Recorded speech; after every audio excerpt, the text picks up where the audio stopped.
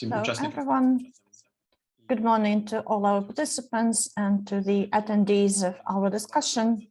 Welcome to the last day of our conference. My name is Fedirko, and I am anthropologist affiliated with the University of St. Andrews in Scotland. Today, I'm moderating the discussion about the left response in Ukraine to the war.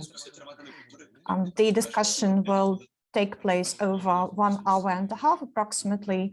The first part, 45 minutes, will dedicate to a roundtable with questions from me as a moderator to our participants, the panelists, and then in the second part of our event, we are going to collect some questions and answer them. I'd like to remind our guests and panelists that the questions can be asked and found in the comments on the Facebook page. Also, if you are actually attending the event via Zoom, you can use the Q&A section to ask your questions. And while you can also raise your hand on Zoom and directly ask your question. For those of you who are listening to us in English interpretation, you can choose the interpretation mode in Zoom so as to tune in that way. Today we have with us Anastasia Chebotaryova, who is from the grassroots initiative, Feminist, large, supporting women and girls who suffered because of the war. We also have Maksym Shumakov from the social movement, a direct action activist, and also we are supposed to have with us Anastasia Brezina.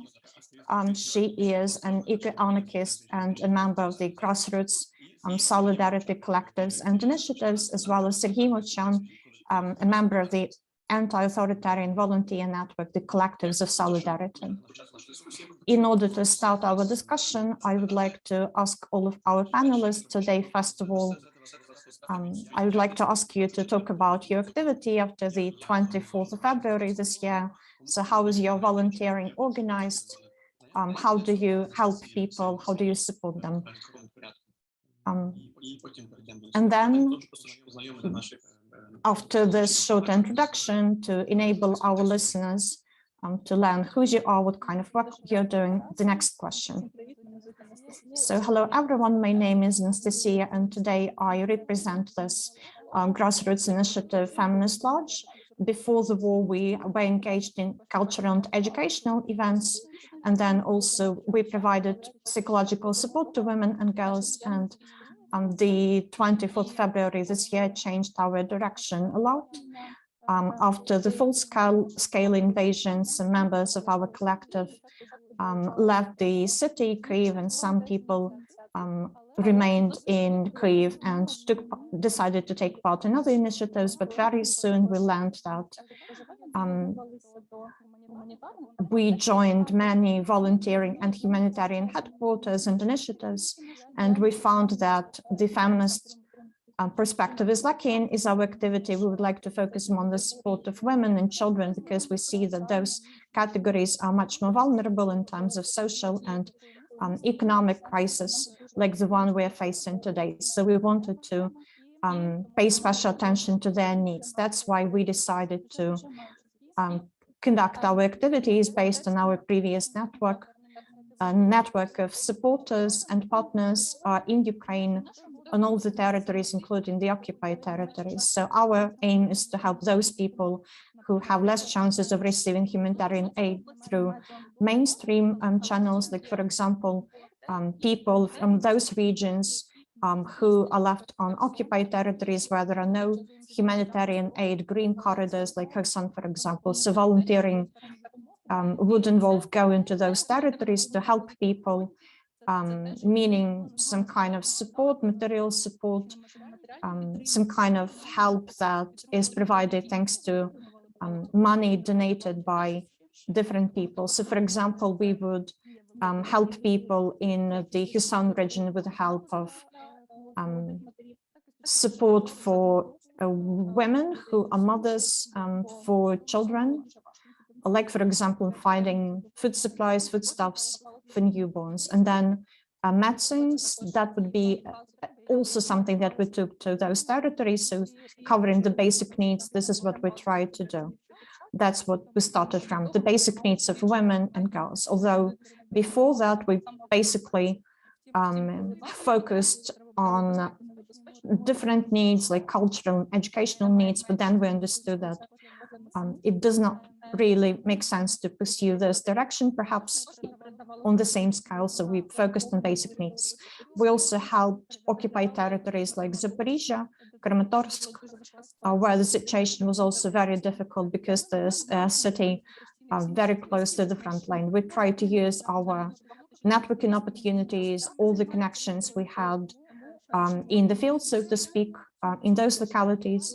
We are working on strengthening this kind of network we have of connections. We're also trying to find sponsors abroad who are more or less ready to provide us with this flexible kind of aid via grants or otherwise.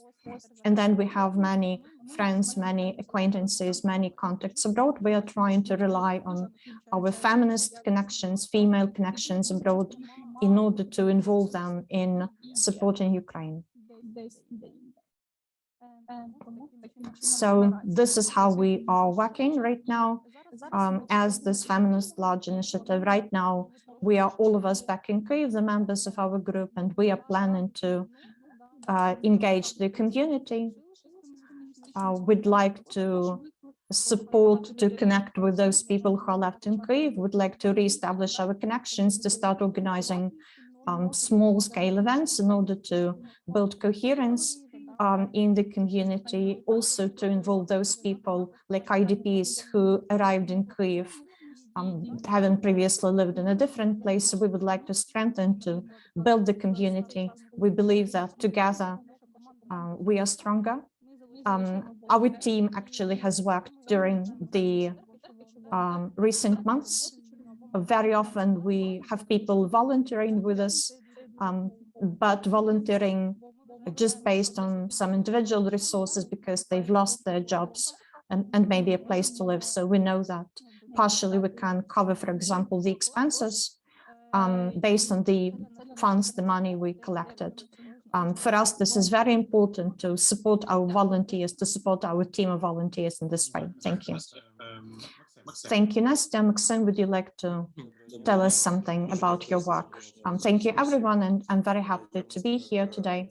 I represent the NGO social movement. My name is Maksym Shumakov. And first of all, I'd like to say that after the start of the full-scale invasion, for us as well as for other grassroots initiatives, the first task was to find what's happening and to find a way to act in this situation. A lot of our volunteers found themselves in a more safe and secure localities. Some parts of our organization were people who were actually close to the front line. So the first task was to find out where our members are and to help them. And then, of course, a lot of other tasks emerged after the full-scale invasion. We started to work in a new format. Our task was to find what we can do in new conditions, to find a new way of working in this situation. I think we were successful in this. So generally, we have two directions, the external, the internal one, so to speak. Internal meaning what's going on in Ukraine, external, our work abroad. After the start of the full-scale invasion, we saw that there emerged this huge stream of people going abroad, the refugees, women with small children who find themselves in a very difficult situation where they could be exploited. We saw some examples, many actually from Poland, where employers used the extreme conditions for their profit, trying to exploit the people, refugees from Ukraine. So our task was to create this kind of international grassroots communication with different anti-authoritarian organizations in order to inform people about their labor rights, about different social guarantees, to enable them to, as refugees, to take part in some labor rights organizations and so on. So we cooperated with organizations in Poland, for example, quite successfully in this field. And then we realized that after the full-scale invasion, very often established institutions, centralized institutions, were less successful in performing their tasks because the government of Ukraine tried to go on working as before. We saw this, for example, in the approach to the question of the external debt, and then there was this neoliberal attack on labor rights and so on. So basically, the burden is now shouldered by workers, employees instead of employees in many cases. This labor attack, neoliberalist attack, meant that our cooperation on grassroots level as social movements, anti-authoritarian movements became more and more important, and we organized different campaigns to tackle the situation. One of the campaigns that we organized was mostly organized by the social movement, but also with the participation from trade unions abroad, France, Brazil, Poland, other countries. We conducted a conference dedicated to different aspects of the war at the start of May, where we informed people about our social response to the situation of this full-scale war in Ukraine. And then in summer also, based on the invitation of social movement, the members of parliaments from different European countries, left-wing, arrived in Ukraine, and we talked about the shared problems and signed this memorandum on our future actions. Because of the full-scale invasion and what it brought to Ukraine, our activities were curtailed because of the limitations imposed on us. One of those would be the impossibility to organize our actions, which means that we do not have as many instruments as before in terms of influencing the government speaking up. So we had to reformat our activities. And a successful example of how we did that, I would say, was the campaign of the labor defense, the campaign within which we provide help to people who experience some kind of conflict in terms of labor relations at their workplaces. We have worked with more than 100 cases, wages arrears, gender discrimination, and different other problems. So we have some success stories in terms of how we managed to support those people and to help them get compensation for the incurred losses or damage. And then we are working in the format of individual strikes at work and different flash mobs, where we, for example, draw attention to the situation of people at the front line who unfortunately have some wage arrears. For example, they haven't been paid salary since April, and we'd like to emphasize the situation. So people who voluntarily came to the front line and are now engaging in combat, they also have some problems still in what's left of their peaceful existence. Like, for example, they are still employees of some enterprise and they are not being paid. So we are trying to decide the problems we are working with, to find decisions, to find solutions based on social solidarity and defending the rights of people. Our task is to ensure that after the first hot stage of the war, people who lost some kind of social or economic labor rights would be able to return to their previous existence and defend their rights successfully. And we also have Anastasia Brezina with us now. We are inviting her to speak.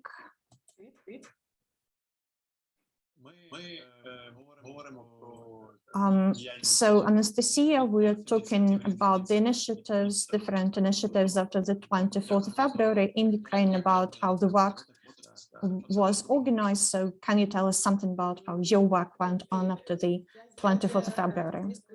All right, so I'm an activist of the ecological platform, and after the full-scale invasion in the first days, all of us in Lviv, members of our Lviv group, were able to become members of the territorial defense forces in Lviv.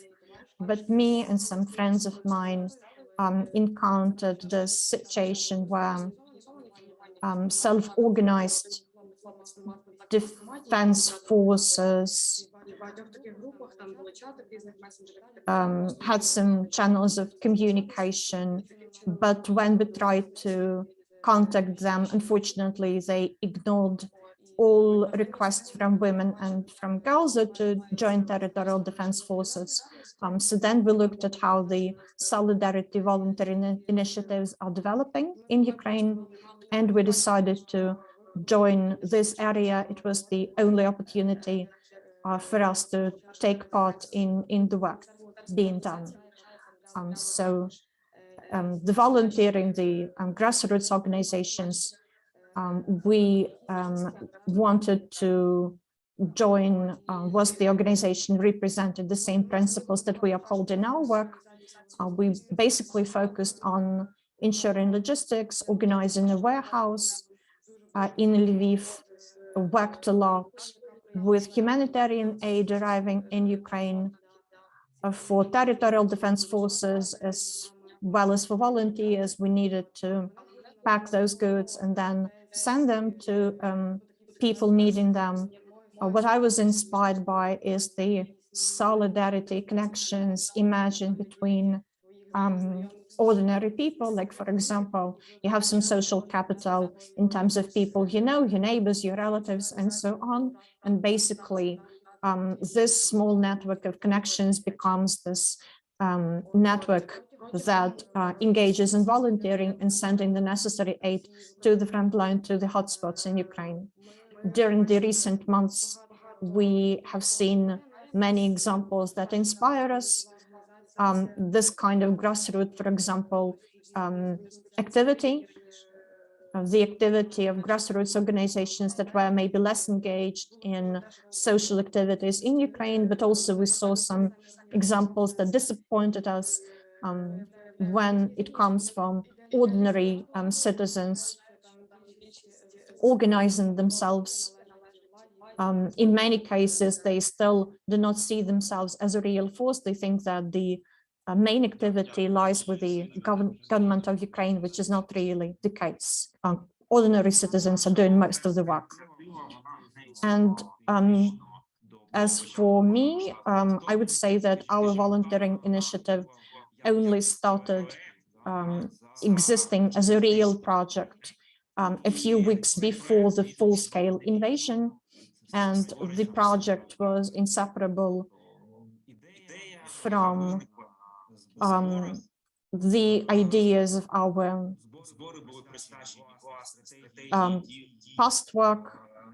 So we organized the meeting where we talked about the principles of our work as anti-fascist and anarchists in the case of the full-scale invasion and war of Russia against Ukraine. So we talked about people engaging in territorial defense forces or going to the front. And then we said that a part of our members could form this grassroots volunteering network supporting people who join the military and remain in the home front. And this is basically what happened. We have this anti-authoritarian unit affiliated with the territorial defense forces of Ukraine. And then we have this Kolektyvy Solidarnosti volunteers network. Since the very start, our basic task was to provide for our comrades from this anti-authoritarian unit engaging the activities of the territorial defense forces with everything they needed for their fight. And then the number of tasks that we carried out became broader. More and more people with left leanings, anti-authoritarians, started joining territorial defense forces on all of the territory of Ukraine. The number of such people was growing. And then since we decided to help everyone within this broad anti-authoritarian framework, the number of people who took part in our volunteering network also grew. The number of people who helped us grew. From the very start, it was important for us to engage in media activities, to organize media campaigns, because all around the world discussions started up, in particular within the left environment, about what's going on in Ukraine, how the events in Ukraine should be considered, whether left people globally should, left supporters globally should speak up for Ukraine and provide help to Ukraine. So we saw this as an important mission since the start of the war to re-establish connections with left-wing supporters globally, and to show them that we as Ukrainians who are part of the left forces are engaged in what's going on in Ukraine. We have our position on that, and to explain what this position was. So we had two groups, two sections of our project working in Kyiv and Lviv. We managed to establish a successful logistics network, and apart from aid for military servicemen, we started getting other kinds of help for civilians, like medical supplies, food supplies, clothes, for example. We had a warehouse fully stocked with this, and we understood that some of these goods cannot possibly be used for the support for military servicemen. When Russians withdrew from the north of Ukraine, from territories surrounding Kyiv, we started going to the recently deoccupied territories around Kyiv and in the north, and we understood that the situation was really dire, with people catastrophically needing supplies. So we no longer had this question about what to do with the goods stocked in our warehouse. We started providing humanitarian aid to those territories, to the people needing help. So now we have this military direction in our work, supporting all the military servicemen in the anti-authoritarian units, and then we have this humanitarian help direction where we organize humanitarian convoys to recently deoccupied, for example, territories, and then there is the media work that we do, and the another important part of our work, which I think is very promising, is that we started as well as social movement. For example, we started to engage in active work with Ukrainian trade unions. In many cases, these are also people who joined the fight in Ukraine. Someone was drafted into service, some people volunteered to become military servicemen. We're basically talking about ordinary Ukrainian workers who are not supported by some funds organizations, which means that while our comrades are quite well supported, I would say, and now they are asking us for some technological solutions, advanced needs, is what they are currently asking us to provide. But in case of, for example, members of trade unions who joined the fight, they have very basic needs that need to have taken care of. So strategically, one of important directions for us is helping the trade unions of Ukraine. Lastly, this is something that we're not focused on, but we are partially engaged in. We are talking to people on the front line in the military units. They're not just defending Ukraine from the aggression, they are also building up the dynamics, the democratization, establishing horizontal principles of communication and cooperation within the army structure. That's what they are working with, and this is a very important line of work. Unfortunately, no one representing this direction was able to join us today, but this is also what left-wing forces are doing in Ukraine.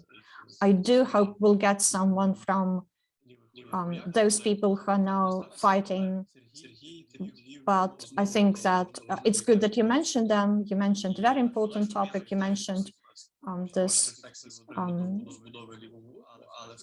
reconstruction or strengthening of the left movement in Ukraine.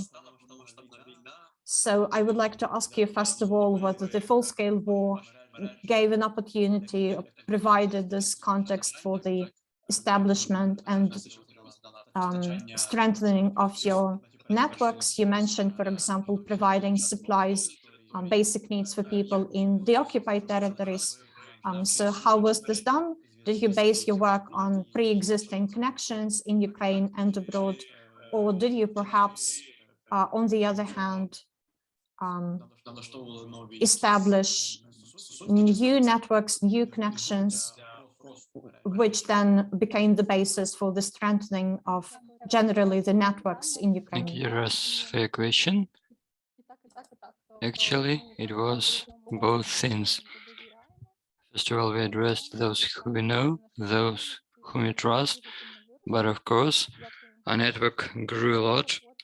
Our advocacy work, our social network had just targeted audience at some point, those who attend our events, but currently we have more and more people who follow us. These are beneficiaries who might not have been interested in these topics before.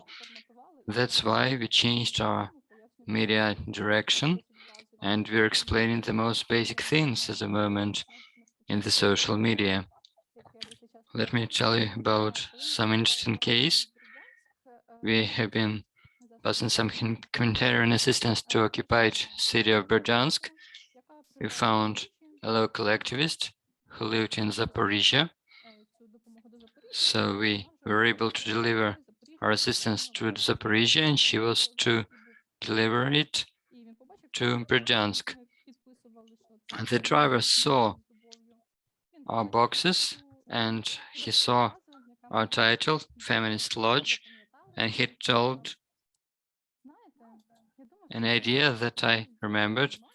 I thought that feminists are into some pointless things, but actually they're not. And I liked it because really, if somebody asked me what feminists did before, really I would have no answer. But right now we can position our activities. What we do is feminist humanitarian assistance. We can explain in what way it is different from classic bureaucratic assistance by big funds. That is, it has some vertical alignment. They know, they pretend they know what people need, but quite often it doesn't work that way. And the volunteers are searching very different things, like volunteers are searching assistance for the IDPs that don't even have a mattress, while foundations keep on funding some other things, not that necessary. That's why it is very important for us to grow our target audience, for us to build new communications with them, for us to send individual packages for individuals to the country, for example, to those people that were recently deoccupied, and we also add a small leaflet about feminism in Ukraine, about our activities. These are very basic things, but we want people to remember those who helped them during the war, for them to remember that there was some kind of a feminist,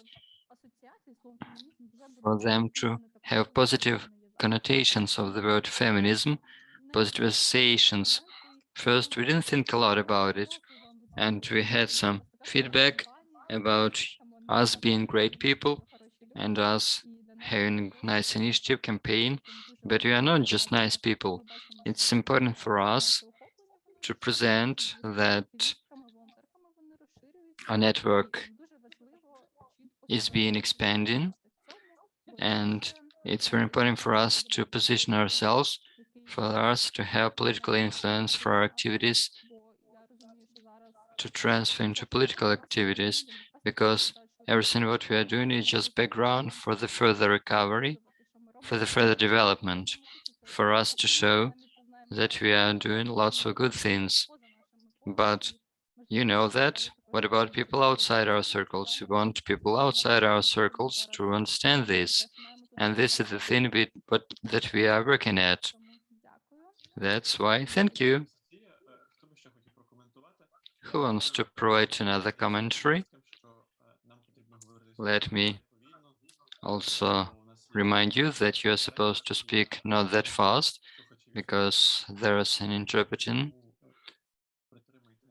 That's why, please slow down a bit for the interpreters to be in line with you. So, Maksym, The floor is yours. We have noticed that there were some recipes, some reflected recipes before the war, and they changed a lot before February the 24th. We could just come to some workers, to some plants, and we had to do some work, but for the moment, all the processes are very prompt or very quick. Right now, you come to any group of people and you hold a meeting, whatever those people are, students, IDPs, the communication is much more easier. So it's important for us to work with these chaotic organizational groups. For example, we are developing the strategy of communication, of cooperation with students. We have this example with students from Kharkiv, like students didn't have enough rooms to hide during the shelling, but the students were able to organize themselves and they started dealing with the issue. However, they lacked necessary coordination, especially with other groups, and this is the issue that we are trying to tackle upon. We are trying to organize or to renew the direct action trade unions in order to make everything more organized. We are trying to provide advice from financial to humanitarian aspect. Also in Lviv, we are trying to continue communication with the IDPs to provide some lectures, not only on informing people, but also in order to get the contacts of people to understand their problems and the way they can deal with their problems. We are trying to understand in what way we can assist them.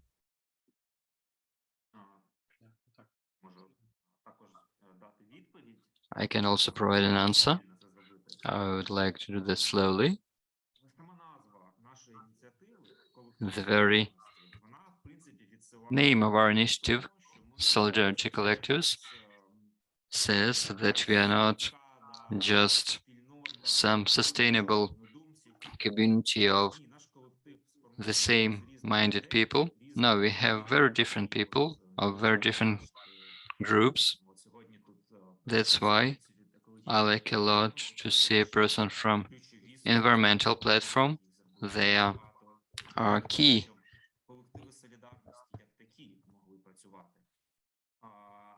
Friends in Lviv, or they assist a lot in the collective groups, but these are also some networks outside of Ukraine. I would like to discuss the thing.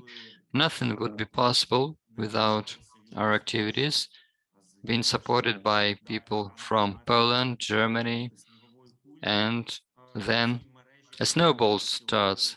A network of contacts expands more and more, and currently I understand that we have lost a lot prior to this situation, both for Ukrainians and for the left in the world, that this communication did not start earlier. Then we would have far less questions, far less misunderstandings about what's going on in Ukraine at the moment, about the processes. Then, quite possibly, the support would also be far greater, although it is quite nice as of today. Also, I'd like to agree with Anastasia that it is important to communicate with other initiatives because their number is growing, but it's very important for us not to lose our own positioning, our own face. It's very easy to lose everything in this general atmosphere of national unity. Yes, it exists, but nonetheless, we have our own ideas and we need to stick to them. Besides, we need to search for the activists on the local level, local organizers, so to say,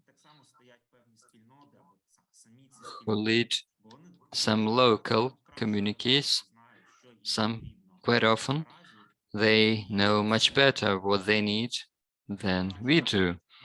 And it actually improves our activities, our operations, and it is also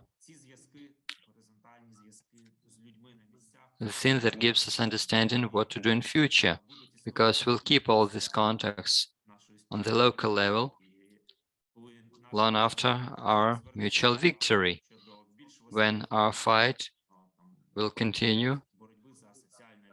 As for the directions that are more relevant to us, like social economic rights. Thank you, Serhiy.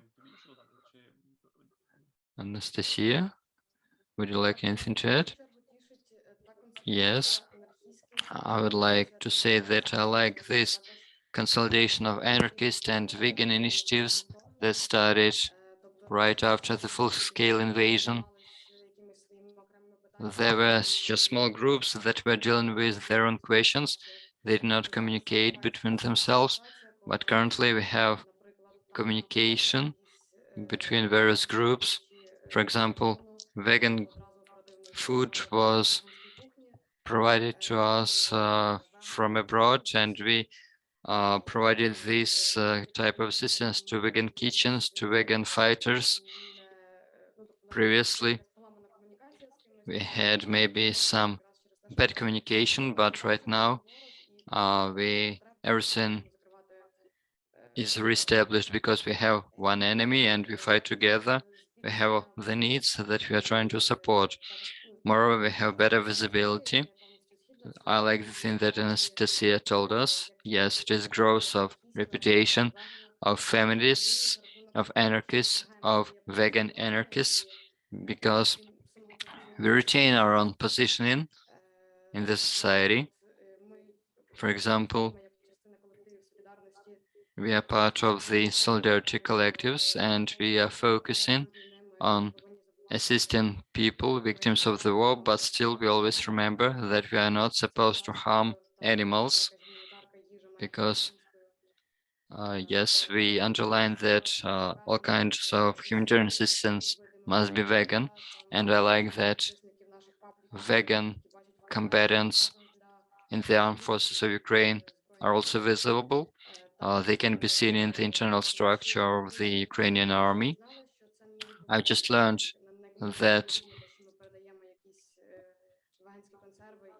some vegan food is not delivered directly to just some vegan fighters, but it should be delivered via the logistics of the armed forces, and armed forces can see this, and in this way, vegans have their visibility, and their ideas are being improved.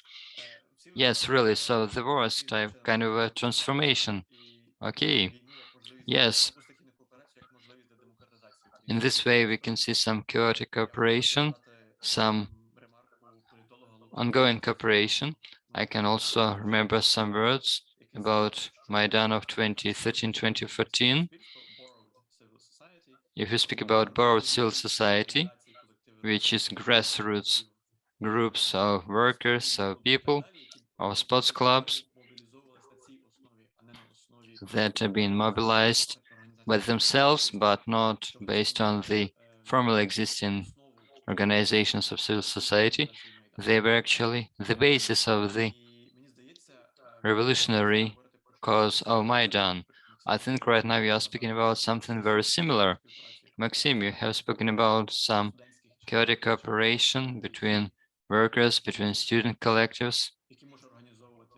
Yes, they can grow into better organized left movement. Before I open our panel to questions from the audience, I would like to ask you about the strategy of the left in the further work. As a person that researches the right movements, at the beginning of 2014, when the war started, it was the moment for the right. They built the monostructure for their movements, and it became key for their mobilization just before the full-scale movement, full-scale invasion. As for the left movement, I think it was a bit lost. It didn't come on time. As far as I can see, such right-wing organizers as Yevhen Karas and everybody else, they're trying to expand their influence through the situation, through growth of their resistance to the military, not just to small scale of right-wing groups, but they're trying to broker the influence in this informal economy of war. A thing that Serhiy and Anastasia Chebotaryova have been speaking about. I think that the left movement has the same perspectives for this growth in order to expand to new groups, to new social horizons. So my question is, what should be the strategy for your initiatives? And what should be the rhetoric, the message of the left movement, whom it should be directed to? Thank you. I think it's my favorite question because I've been thinking a lot about it. And this moment of conflict, this is all the time the growth of the right wing, but it feels like a prophecy which is self-made, because as a moment we can also have some transformations, because women's transformation movement becomes stronger. If we compare it to 2014, the way people understand us, yes, there was huge progress since 2014, but currently I can see lots of challenges because of which the feminist movement finds it harder to accrue some new influence, while Ivan Karas has been enjoying new possibilities because he has a reputation. He uses all the methods and approaches he can, but we have our own limits. There are events, there are meetings with Western feminists, because there is actually some kind of resistance, because there are some circles that sometimes listen to Russian propaganda. I quite often speak about some expert feminists that are deeply institutionalized. Yes, expertise in feminist movement is quite problematic, but it exists. And we have lots of problematic questions here. The last thing that we are doing is media project for Новое Время Media, NV. I want the major media to speak about, for example, the Roma feminist activities, about the LGBTQ plus activists and so on, for us to have visibility, for people to see us. And in this way, we'll get these political bonuses for us to be ready to political fight. But we are having lots of challenges in this. We've been cooperating with the International Feminist Fund, who want to check, verify our funds. For example, they have questions to Roma activists' activity. For example, she gathered lots of money for the military. They have questions about this. They believe these are blunt lines when the feminist gathers money for the army. But really, why so? It feels like some people abroad have forgotten the major rule, which is nothing about us without us. Yes, we can see lots of feminist manifests, those who speak about Ukraine without actually involving Ukrainians, without asking Ukrainians. They do not even attempt to hear our own thoughts. Yes, we have some consensus. Yes, right now we can hear lots of voices, but those people did not attempt to do this. It was a challenge for us. They were challenging local Ukrainian activists, and it was a bit harder. Quite often people do not hear us. Our voices abroad are muted. if otherwise they actually amplify voices of imperialist feminists from abroad. So it's easier for us to promote the actual local feminists.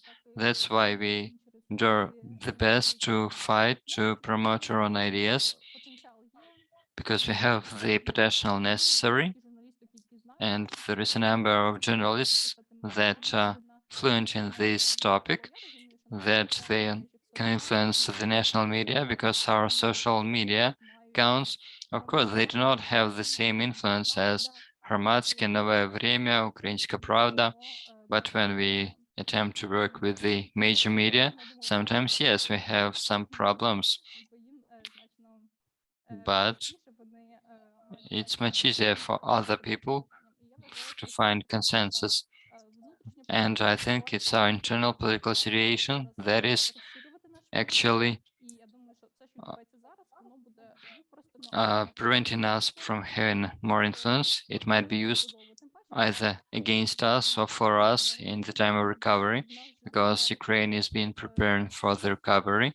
We have masses of documents, and the 24th article of the recovery is about the gender, because there was the Lugano conference where Ukrainian government has been searching for the donors for the recovery, and there was the gender question included in the discussion. Yes, it was like a very additional question, not the major one. There was no separate session as of this question.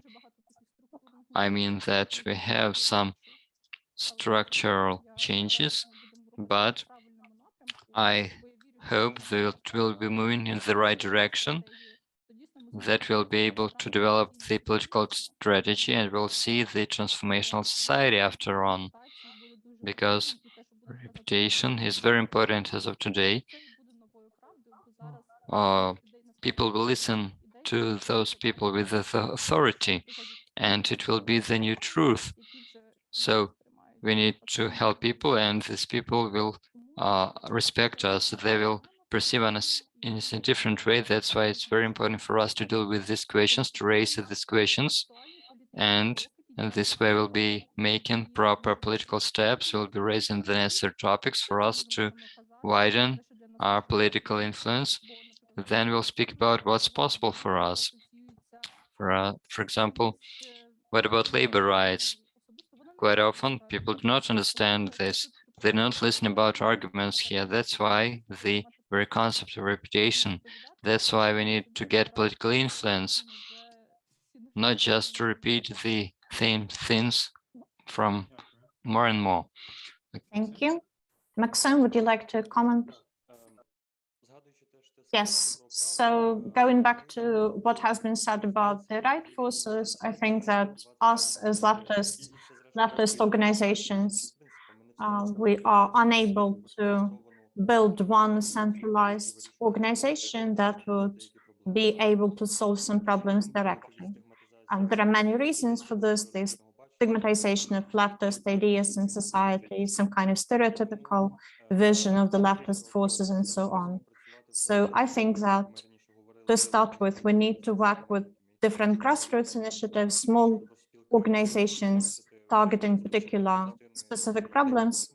Trade unions, for example, can partially solve the issues with people in the workplace. Vegan initiatives can popularize the ideas about the protection of animals. And us, I think we should invest into cooperation with such organizations. Grassroots, small initiatives. Other organizations which emerge based on the needs of the contemporary movement, they can later become part of the more global network.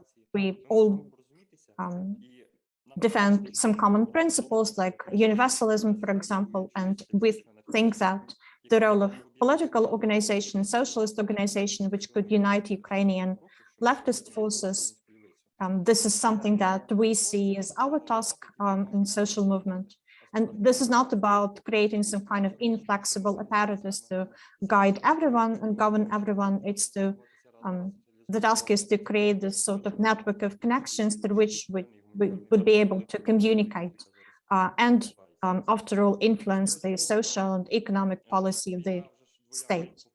And the war influenced the situation with destigmatization of the leftist forces twofold in two ways. On the one hand, we see activists of different organizations like the social movement as well taking part in the combat, and we talk about those things, we make them visible. And then we have queer activists and so on, who also talk about their activity within the defense, territorial defense forces or military units. They talk about being there, but on the other hand, there is also a more negative development where we see, for example, the enemy engaging with some leftist ideas and Western leftists reacting to that.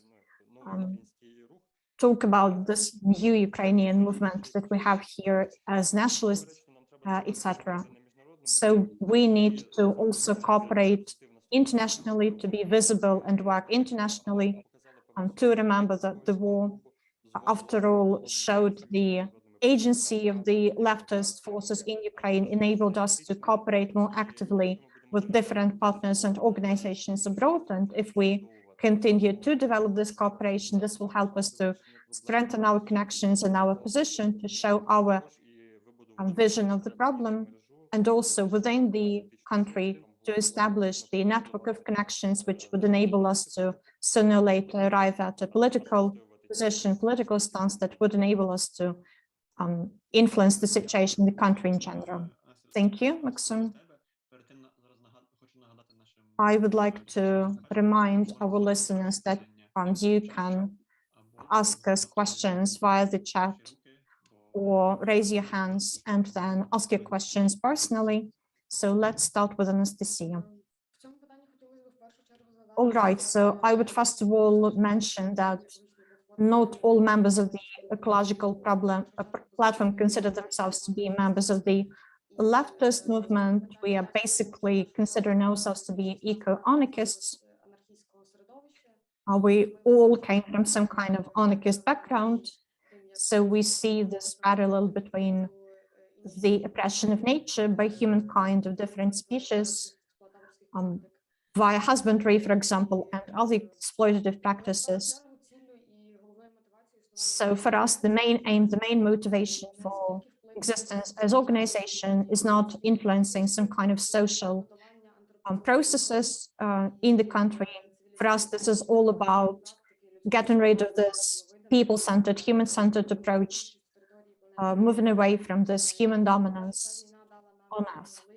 I think the war enabled us to see more clearly and to show more clearly to people what the parallel is between the oppression, between the cruel attack on civilian population by Russia, when residential buildings are attacked and people are raped and tortured and killed on a mass scale simply because they live on some kind of territory needed by Putin or someone else and so on. I do understand that this war we have is not unique. We also have similar processes occurring in different parts of the world.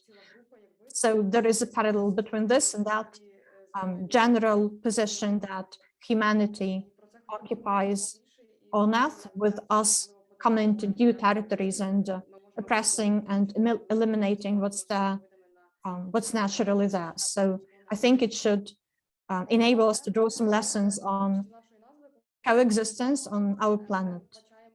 Us as an organization, I think that the main aim is for us to unite and to cooperate within different kinds of groups to work on the solution to local as well as global problems.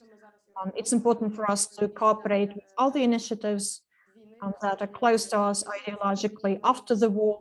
When we come to Ukraine's recovery after victory, I hope that we will be able to rely on many established connections. We have structures we are working with right now, like, for example, the networks of humanitarian aid distribution that we are working with today, and we'll be able to use these connections and these structures for our political purposes. Serhiy, the floor is yours. I will probably start by saying a few words about how we are working right now tactically, and then about the strategic developments. What are the challenges for us for our initiative? We have never been one structure, united structure. We have different people united by the principle of anti-authoritarianism, but we are all of us very different people with different opinions. So in our publications, in our principles, we never try to impose one kind of uniform political position, because we understand that our members have different political backgrounds and opinions.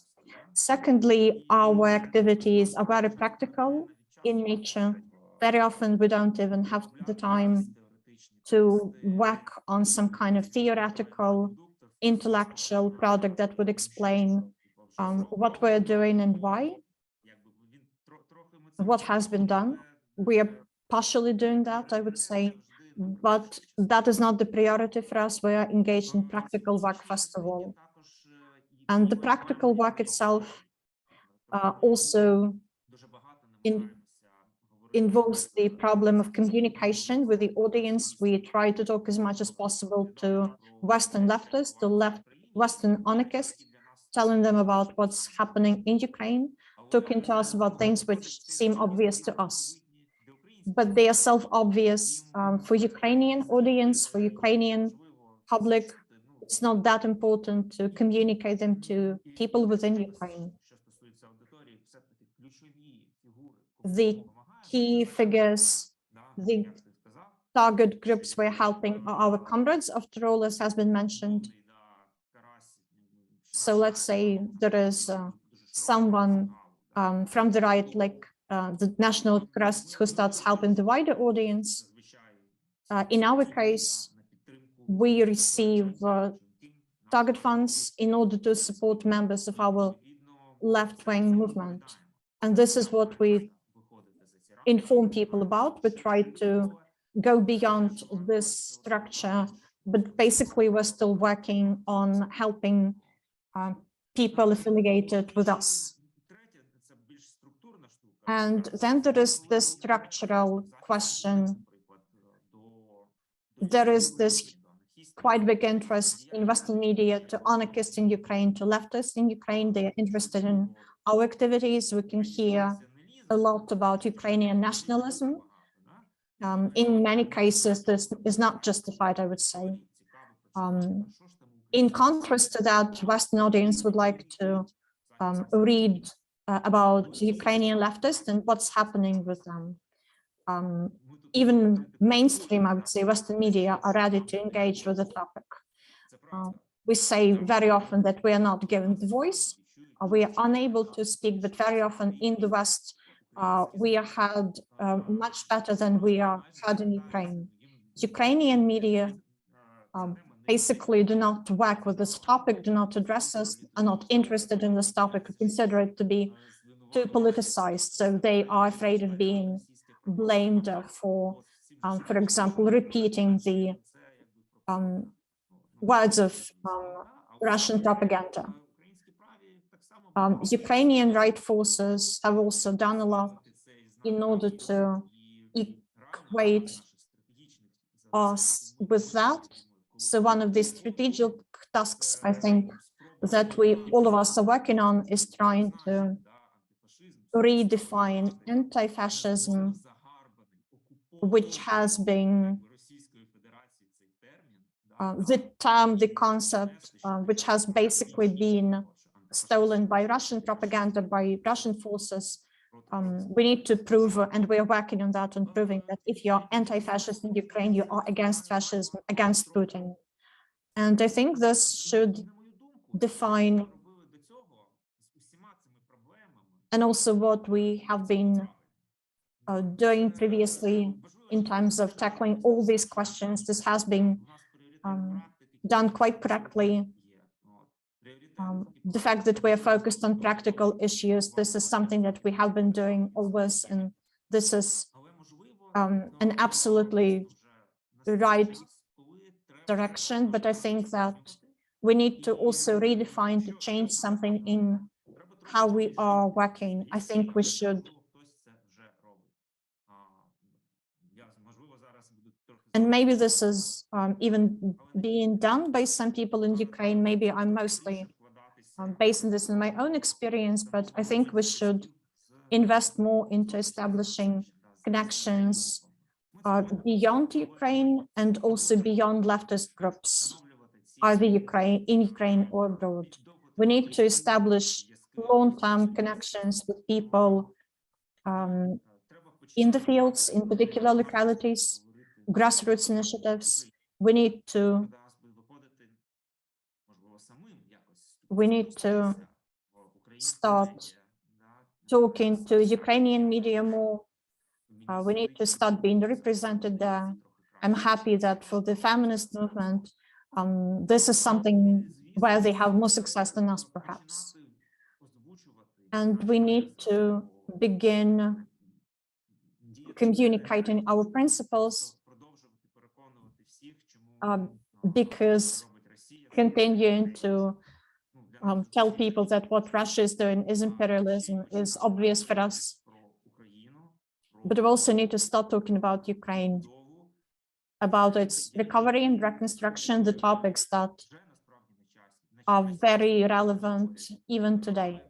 This is what is being discussed by liberals, by the right forces. They are being discussed within different international platforms. So I think it's important that we, within this event, organized by the Commons website and channel, it's good that we are talking about this finally from the leftist perspective. It's time for us to communicate these messages beyond our circles. So without turning our back on our previous directions of work, it's also time to emphasize these positions and to start working in these directions. How we see the society in general, talking about this, not just saying about what we are fighting against, what we don't want to see in Ukrainian society. Anastasia, would you like to say a few words as well? Yes, I'd like to comment on what Serhiy said. I also support the idea of strengthening and expanding our connections internationally for Ukrainian movements, but also I'd like to highlight that based on my experience, and I talked quite a lot to people like Maximilian who submitted a question into the chat for whom it's difficult to understand our position, sort of. So we were really invested into these discussions. We tried to communicate our ideas, but then we understood that even when you're using facts and data to prove your opinion, it's very often for people who see stereotypically to perceive you, see your position. So maybe we're coming from this position where we feel that we are obliged to explain, we are trying to justify our actions, but in this way, we're also doing damage to ourselves while trying to do everything possible in terms of justifying and explaining. We're basically servicing the needs of the international community, but we're not helping ourselves. I'd like us to focus perhaps on communicating with those partners abroad who understand our context, like the Kurdish partners, for instance, underprivileged groups, those who understand that, for example, non-violent response is not something that you can always rely on. So I would say that instead of trying to communicate bottom-up, we should establish connections with groups that are already our basically comrades, our fellows in terms of being in the same position. And we should communicate that what we're doing in Ukraine is really what's necessary and is really an important part of the efforts in Ukraine today.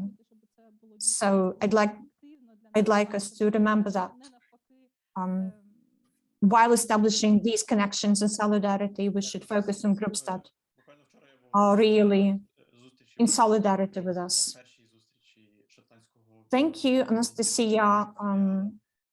So we also organized an event of solidarity with Ukraine in Scotland.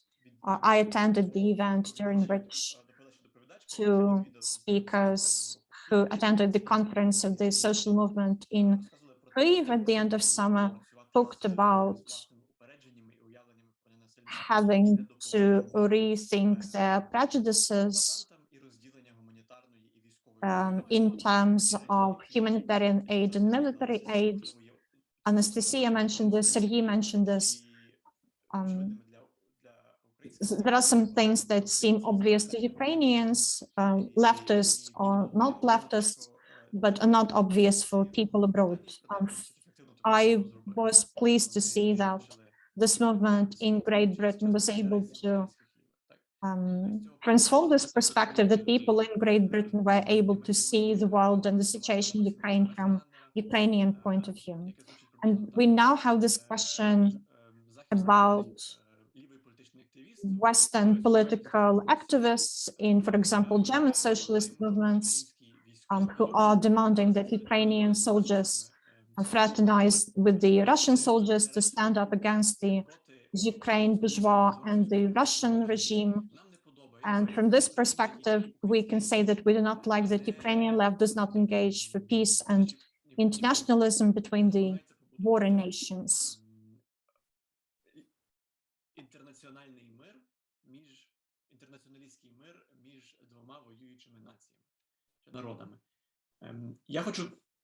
So I would like to respond to that and give our speakers to respond to that. We should see that not simply as a question from someone who does not agree with us on how to build up the leftist movement. I'd like us to focus also on what the left movement is fighting against in Ukraine, because we've been talking about very practical things so far. We haven't been talking about theoretical questions. For many Western leftists, I think the situation in Ukraine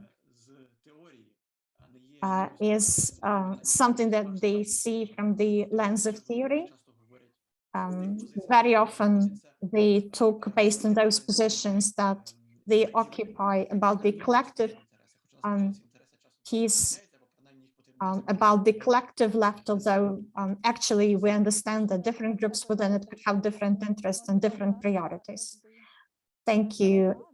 Yes, I am very happy always that feminist movements and left movements are becoming part of academia, learning the language, mastering the language, and being able to talk to the global north in their language. I'd like to emphasize the very problematic nature of this question. First of all, so we have someone who lives in an imperialist country, the richest European country, and thinks that they can demand, they can actually demand something from the country which has been colonized and is right now fighting off an imperialist nation in an imperialist war.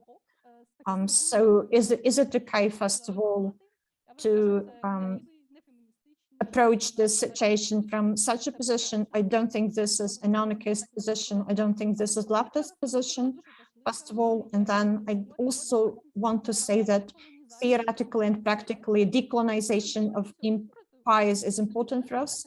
And we are now fighting against the imperial force, that is the Russian Federation. Personally, I really strongly support everywhere around the world, in all colonized regions, anti-imperialist movements that are not strong, unfortunately, very much. The strongest is the one we have in Ukraine, the fight on the front, which is a high price to pay, but still I believe that decolonization is the future we can fight for together with the colonized nations within the Russian Federation and here in Ukraine as well.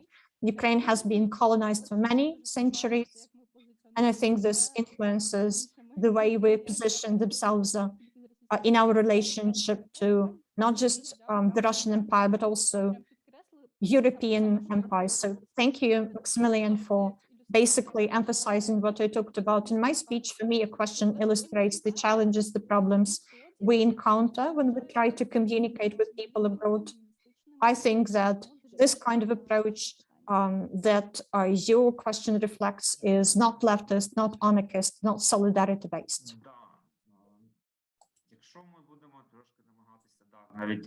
We try to theorize on this approach, then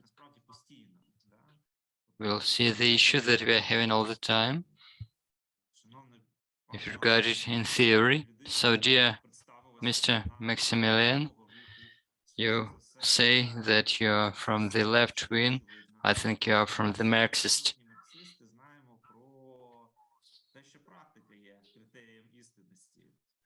All of us know that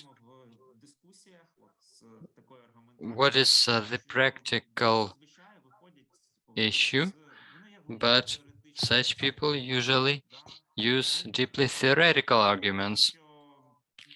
It's about not seeing half-tones.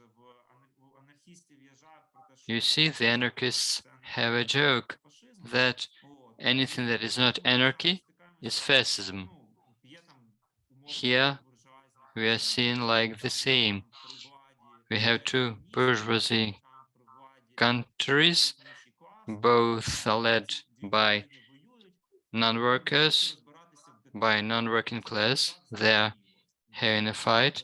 So why should we get into details? Everything is clear. No, it's not right. There is huge difference between these two countries, between the situations inside of these countries, between the level of democracy in these countries, the level of development of protest forces in these countries, between scales and their vision on the geopolitical area. So, secondly, I would also like to add that there must be practical implementation. Whatever loud your demand is, whenever we may demand it, it won't happen. No, you see, the Russian army, the Russian soldier, they won't just go away. And Ukrainian soldier will not hug a person that came to occupy the territories, that is officially committing war crimes, crimes against humanity. It won't happen. Whatever and whoever requires or demands this.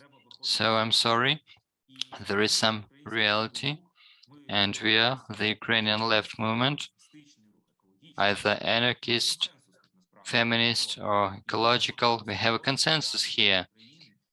We take into account the real situation that is ongoing. And I think you are a Marxist, a well-educated one.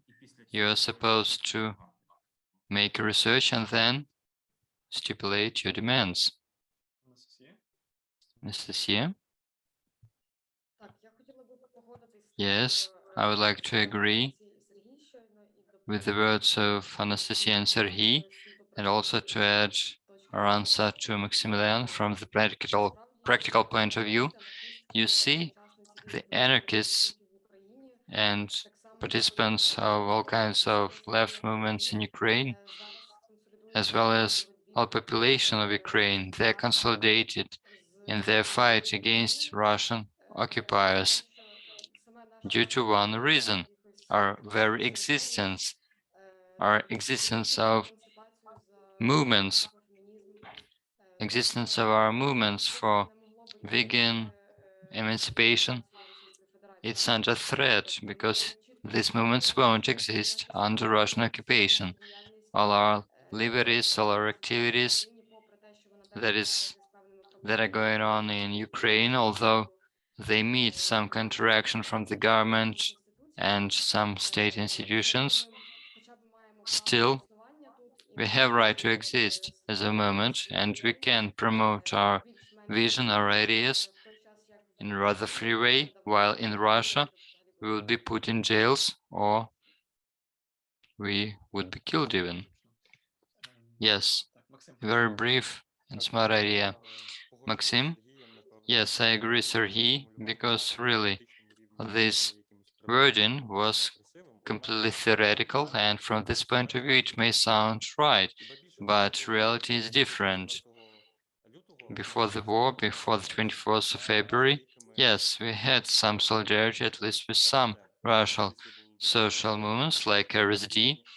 Yes, we shared some democratic and socialist views, but since the 24th of February, we ended our communication because it's an existential question. We had nobody to solidarize with in Russia after that. We may hope that at some point, some process in Russia will get to some point when they have some anti-war, pro-Ukrainian socialist movement, but we should not underestimate atomization of Russian society. Even after mobilization, Russians did not start some full-scale actions against mobilization. Instead, the atomization made them leave the country. That is individual action. There is no big anti-authoritarian, anti-Putin political force in Russia for us to solidarize with. The second danger is that, taking into account this perspective that Maksym is proposing, then our vision, our perspective of Ukrainian resistance movement is shifted to something else. Then we lose our voice. We do not speak anymore about what Ukrainian people want, about our elections, but we speak about some general ideas or some general approaches. It's a very dangerous approach. Then we'll get marginalized in Ukraine. If some Western people say we will not provide you weapons, then what's next? Then we'll have occupation, then the map of Ukraine will have new areas of influence. It's not about social transformations on big scale.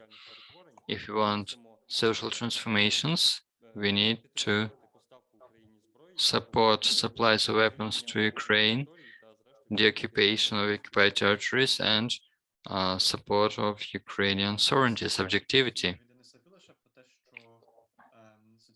There is some clarification that Sotsialnyi Rukh, social movement, did not break contacts with RSD, Russian socialist movement, actually.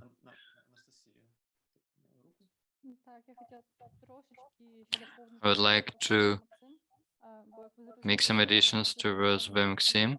As you have understood, the redistribution of the authority is very important for me, and it's very important for us to consider all of this. So my stance is that I'm not solidar even with anti-war feminist movement, although sometimes they have the ideas I can share.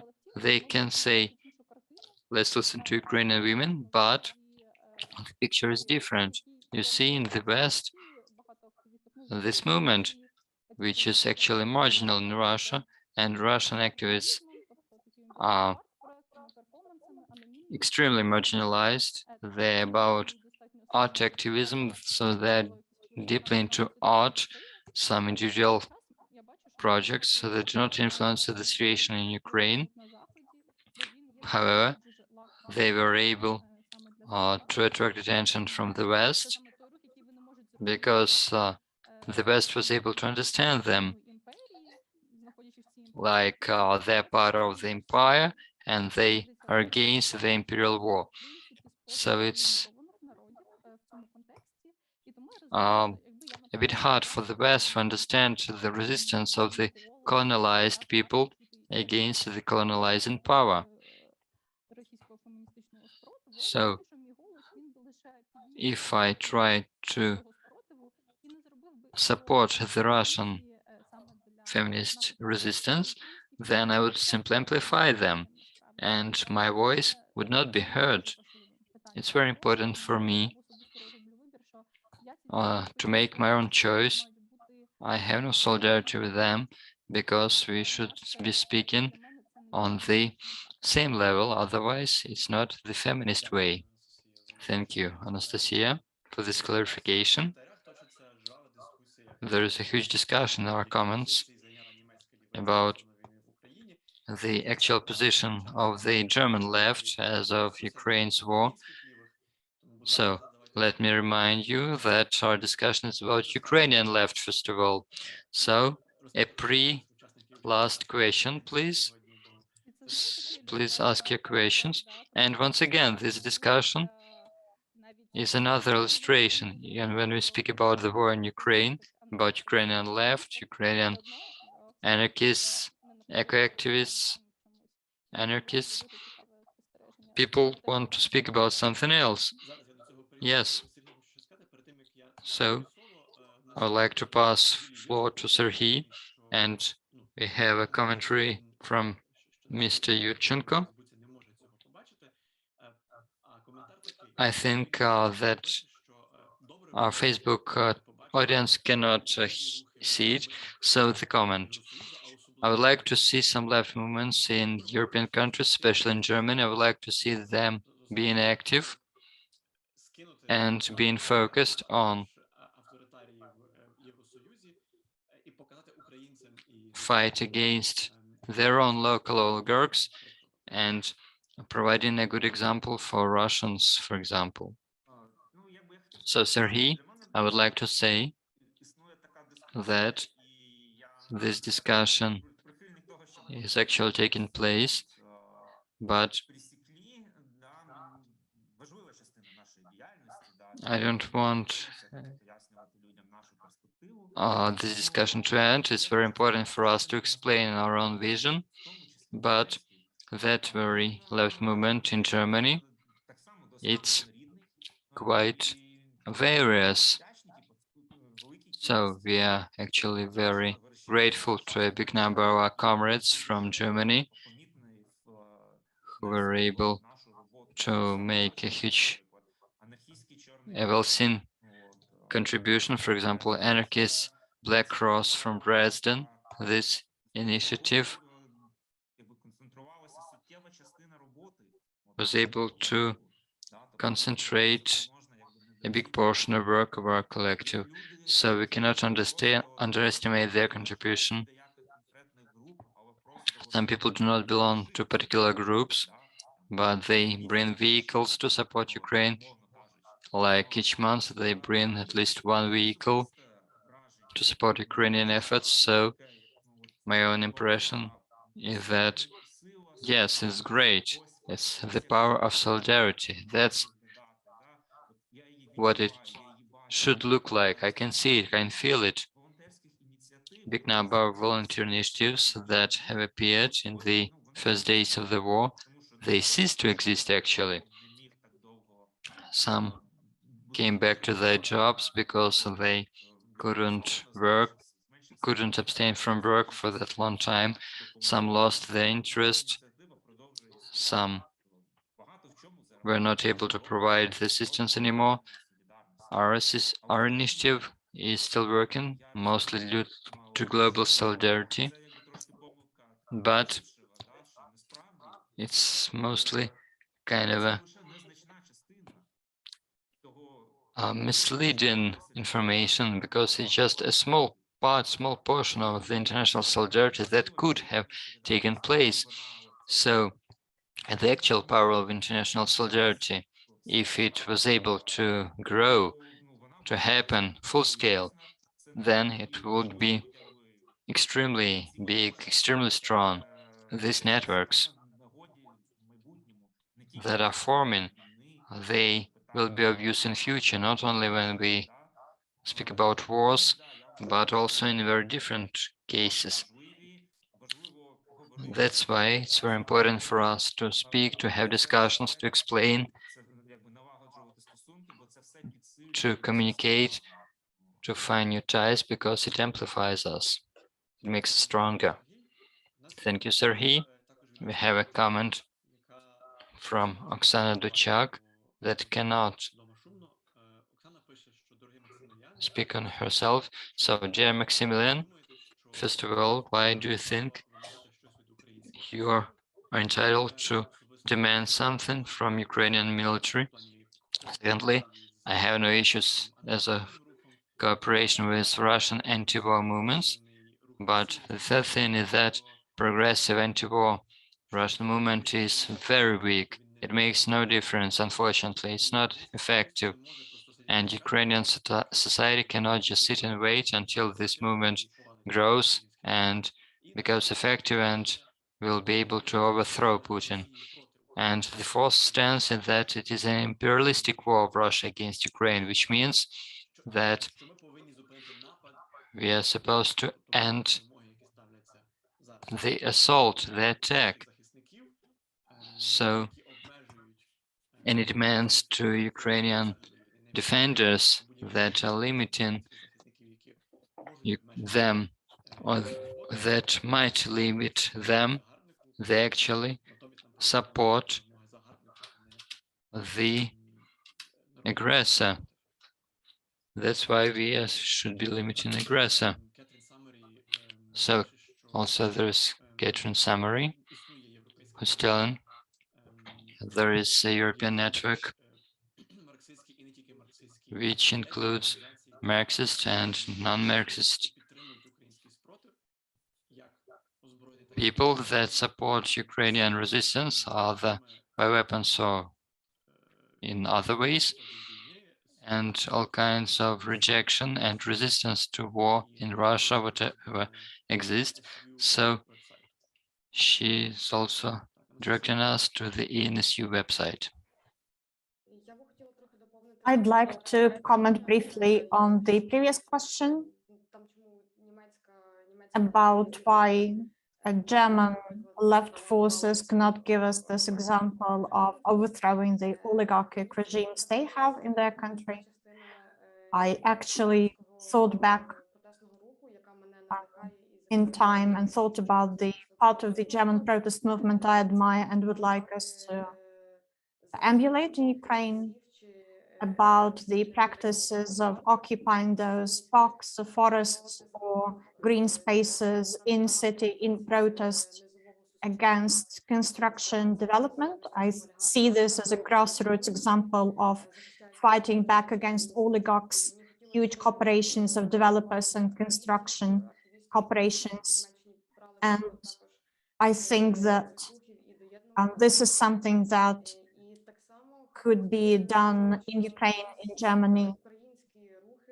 And I think that Ukrainian movements at the time of the war, the anti-authoritarian volunteering movement, for example, that we have, show a great example of solidarity and grassroots help provided to people in particular places. And this is the example that European nations could follow until they have this moment finally coming that all the societies starts up against, in protest against, for example, the war in Ukraine. So I think that we have similar structures in Ukraine and in Europe, but I would like them to grow and I would like them to become more numerous. And I think that the Ukrainian resistance movement gives European countries a great example of how activities like that could work. So I think that one of the purposes of this conference for me is sharing the experience of this kind. Thank you, Anastasia. I think that some segments of leftist movements and parties in Europe still see the war in Ukraine as the situation in Iraq, not the situation in Spain, when it was necessary to become consolidated with the anti-fascist forces. It seems that people forgot about this experience of expressing solidarity with anti-fascist leftist forces.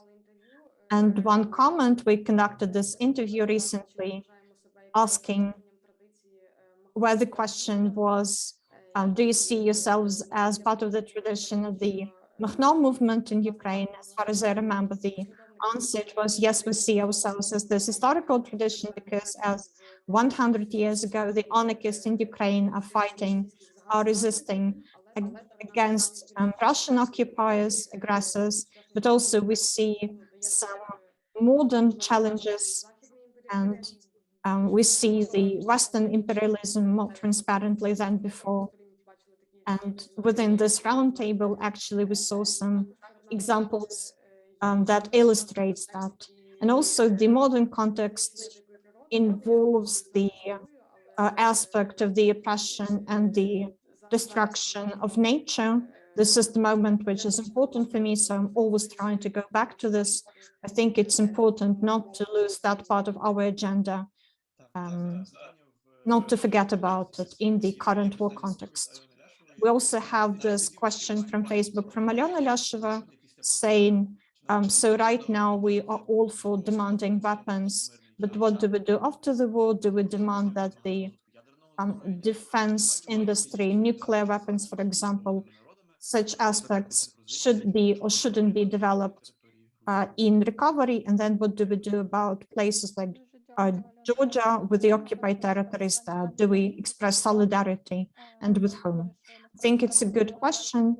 Alyona, thank you. It's a difficult question to answer, I guess, because we don't know what kind of conditions we will have, what kind of victory we will have.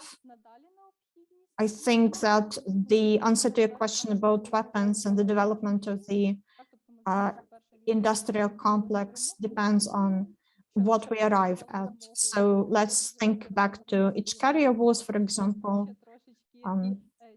The first one of those just gave Russia the time to draw lessons from their defeat and then to prepare for the second war properly. And then the second war in Ichkeria unfortunately ended badly for the people of Ichkeria. Ideally, I would say we shouldn't develop the weapons, the arms complex, but it's not an ideal world. I am in Ukraine, I am in Kyiv, I understand what kind of danger we're facing. I know what's going on in the occupied territories. So for me, this question is a very practice-based one and a very painful one. Of course, I would be happy to say, yes, after the war, we'll say make love, not war, and stop developing these directions, but it all depends on whether we are likely to face conditions where the repetition of this,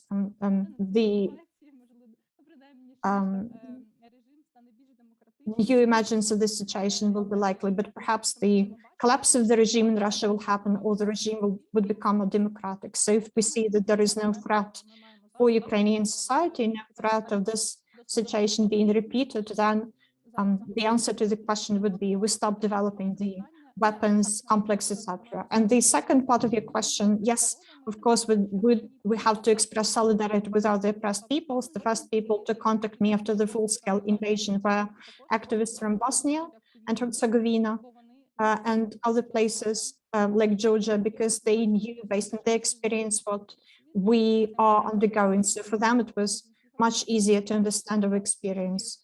People, activists from Georgia, especially.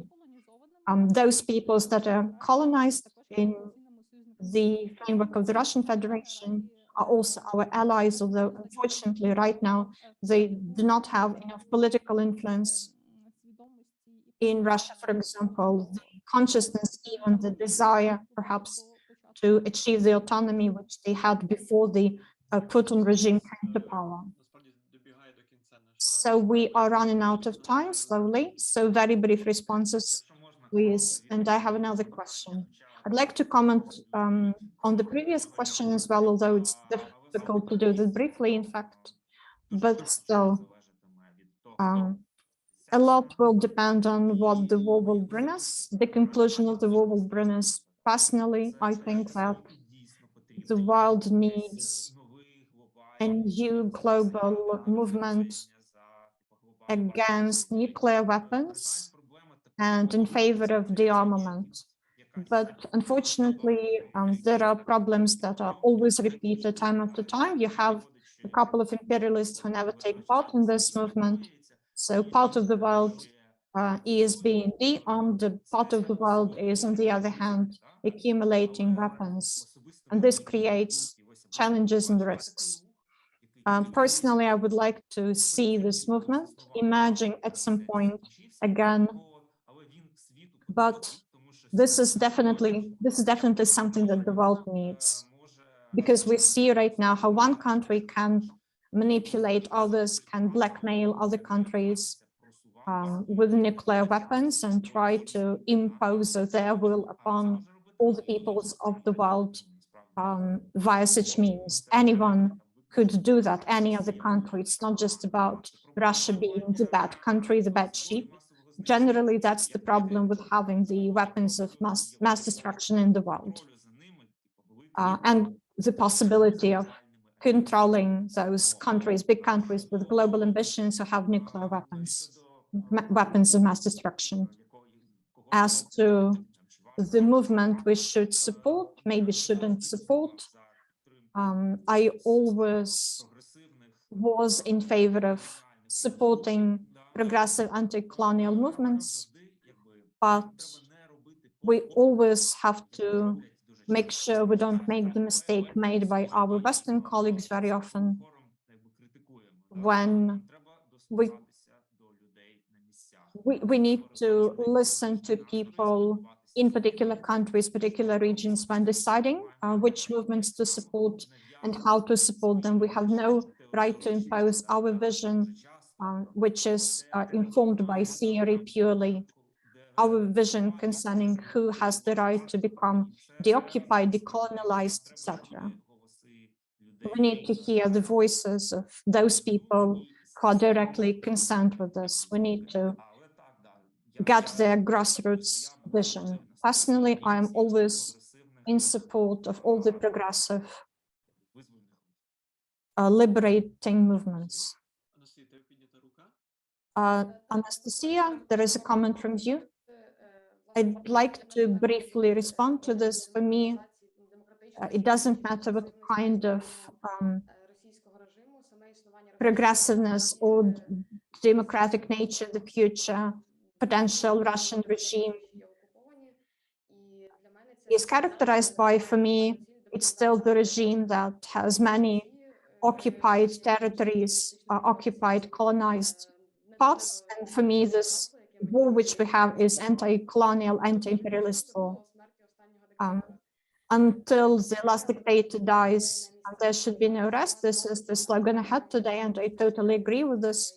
If some anti-colonialist movements emerge in some places, me personally, as an anti-imperialist, will support those movements in any way possible, informationally, materially, and so on. But if such movements do not emerge in particular places, of course, we cannot simply come to those places and dictate our will, impose our vision of liberation on people in a particular region. I think it's too early to say what kind of conclusion we will have to the war, whether the military-industrial complex will develop or not. But anyway, we should support the democratization of our society. We should ensure that the making of political decisions becomes more transparent in order to make sure that some political forces in Ukraine do not push the society in the direction of those values that are hostile to us. So we should ensure that there is more control, more monitoring, and more transparency in political, economic, etc. decisions in Ukraine. And we have a question from one of our listeners. Based on the previous question, do you see any potential of cooperating with leftists in Moldova and Georgia?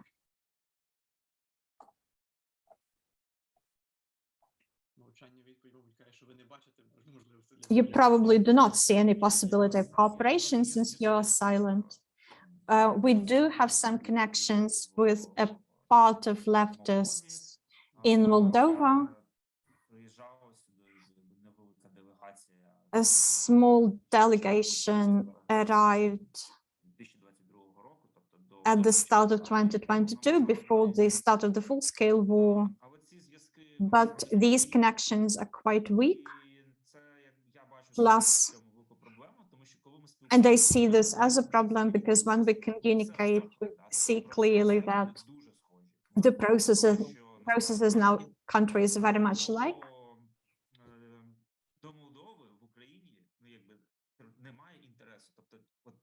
There is no interest, I would say, to Moldova in Ukraine. It's like France, for example, that is absolutely not interested in Ukraine. For some reason, in Ukrainian society, we do not really care about what's going on in a neighboring country in Moldova, despite the similarities that Moldova and Ukraine have.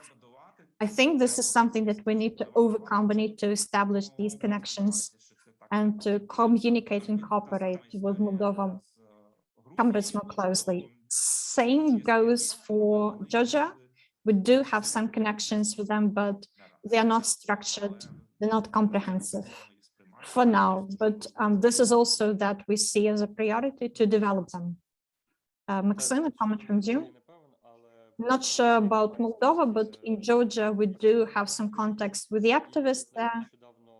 And recently, even one of our activists, member of the board of the organization, visited Georgia and communicated with the activists there. I think it's very important to exchange experience because the context of our country is very similar, and we can exchange experience to create other new mechanisms of fighting against imperialism. So we continue our cooperation with them, and we're trying to organize shared joint campaigns. I also think that although we all understand that this is necessary, the connections are not that weak, and we also see this. I think it's a question of resources and political will.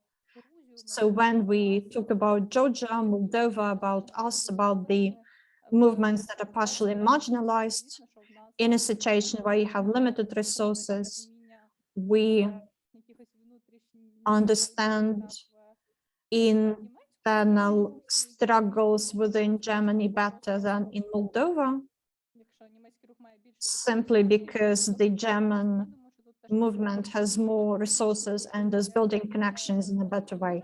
So it's about practical challenges, I would say, behind this situation. It's not just that we don't care what's going on in the neighboring country, it's rather the question of us having a lot of problems and a lot of struggles, and this creating a barrier in our communication, and this region becoming more atomized as a result. We also have a comment from the Czech Republic, from our listener who says that he is a member of the local initiative who, together with the Russo movement in Poland, signed many petitions and declarations in support of leftists in Ukraine, but unfortunately in the Czech Republic there are tendencies within the left towards demanding cooperation and peace negotiations between the US and the Russian Federation, because they think that we have a proxy war in Ukraine. And this is also increased by the general atmosphere of fear. So very often in the Czech Republic, they talk about not supplying any of the parties of the war with weapons, but still the majority of his comrades are in solidarity with Ukraine and support Ukraine, so he would like to express solidarity with us. And we have a comment from Yulia Yurchenko, a response to the previous discussion about the German left, and the comment is about the inability of the left forces in Germany to stand up to the ruling class in Germany. So Yulia's saying, I know that the left in EU is working against their own oligarchy unsuccessfully for years. So my comment is, it's callous to demand from a country at war with limited economic sovereignty to achieve what one failed themselves in much more favorable conditions. This is heartless especially coming from Germany, who had plans to turn Ukraine into a farm not so long ago, and sensitivity of the situation must be understood. Такий підхід просто говорить про відсутність серця і емпатії до людей, які борються за власну свободу. І це особливо безсердечно для коментаторів з Німеччини, де тобто країни, яка донедавна намагалася перетворити Україну в такий імперіалістичний ресурсний придаток. Я тут трошки не точно перекладаю для слухачів, які не бачать чату. Я заїкаюсь, тому що намагаюся. So I'm sorry, my translation is not quite adequate, perhaps. I'm trying to read this from the chat and translate it on the go for our Ukrainian listeners. I would say that we have touched upon quite a wide set of issues. If our panelists have something they would like to add, or maybe some comments on what was previously said, then perhaps this would be a great way to summarize our discussion. We still have a couple of minutes. If I may, very briefly, I would like to express my gratitude to people commenting, asking questions, writing about the solidarity with Ukraine. We feel the solidarity. This is very important for us.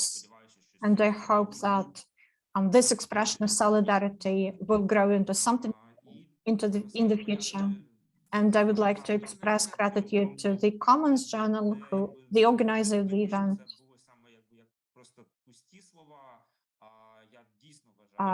I really think that finally someone organized something that had to be organized for a long time. Finally, someone started talking about the left having to formulate their political vision, their political position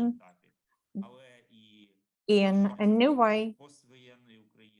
The vision of the post-war Ukraine, although we're still at war, the vision of changes we would like to see in the society. This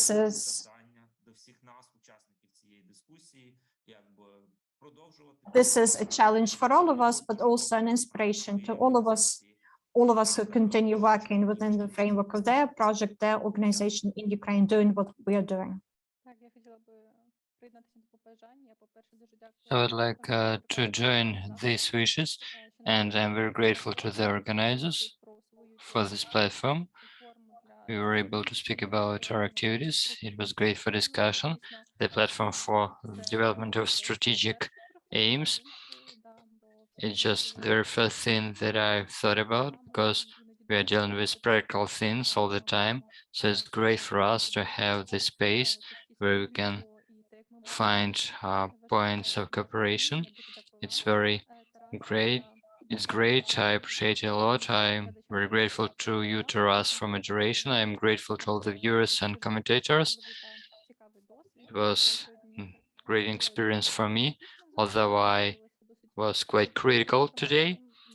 I had some bad experience that I have spoken about, but still I had very nice experience as well.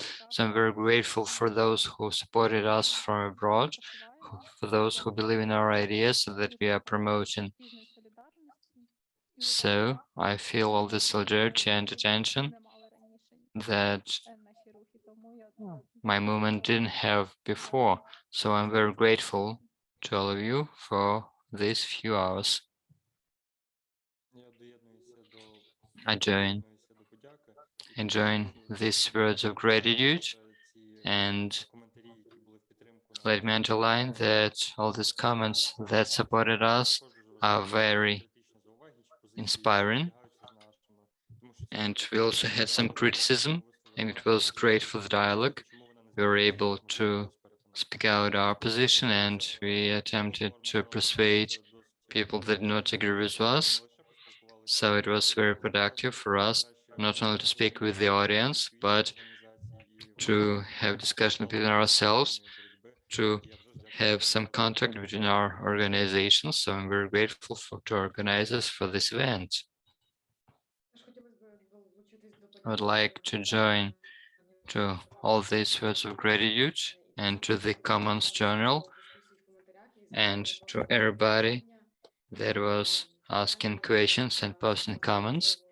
It was very important for all of us to speak out our stance as for the war in Ukraine, and we were able to deal with the most urgent, most pressing issues. I think that after this event, I would like to have another event like this, because I have lots of to speak about. Lots of information was gathered during the last months of this full-scale invasion. And I appreciate this dialogue between the Western left and the Ukrainian resistance movement. So once again, thank you, organizers. I would like to see more events like this. This event will also take place like in an hour, quite similar event. So I would like to say I'm grateful to all the participants, and I'm grateful to everybody who have been listening or watching us from abroad. Your support is very important. If you do not follow the Common Journal, if you do not support it via Patreon, please support us, please follow us. Also join the platforms that you have been hearing about today. And I'm very grateful to Olesya Kamishnikova and Ivan Deneka for their interpreting, for their very nice conference interpreting that made this discussion possible and that expanded the number of our participants to those from abroad. So once again, I'm grateful to Olesya and Ivan. I hope we'll meet again.